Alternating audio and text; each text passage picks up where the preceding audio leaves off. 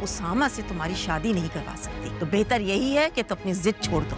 मेरी सारी कोशिशें बेकार हो गई। जबरदस्ती के रिश्ते में हम हमारी जिद की वजह से बंधे हैं। तक मेरी बेटी तकलीफ में है, इसे तो मैं चैन से नहीं रहने दूंगी। तो मुझे क्या मेरी अहमियत आपकी जिंदगी में सिर्फ इतनी ही है कि आप अपनी बहन की वजह से मुझे छोड़ देंगे? जब छोड़ दो तो शायद मेरी मुश्किल आसान हो जाए और ज़ारा की भी। मैं बेटी का घर बसाने की खातिर इतना गिर सकती है, वो मैं सोच भी नहीं सकती। नूर उसामा से कहेगी कि वो उसे छोड़ दें, उसकी वजह से बहुत सारे लोगों की जिंदगियां खराब हो रही हैं, मगर उसामा उसे छोड़ने पर तैयार नहीं होगा। दूसरी तरफ अलिशबा अपनी जिद पकड़कर बैठी हुई है कि वो शादी करेगी तो सिर्फ उसामा से, वरना किसी और से वो शादी नहीं करेगी।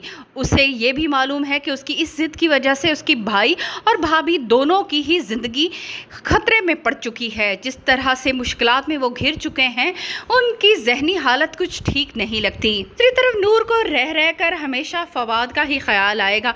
उसे लगेगा कि फवाद उसके इर्द गिर्द मौजूद है, अभी वो चाहकर भी से मोहब्बत नहीं कर पा रही। दूसरी तरफ उसामा की माँ है जो इसी कोशिश में है कि नूर इस घर को छोड़कर चली जाए।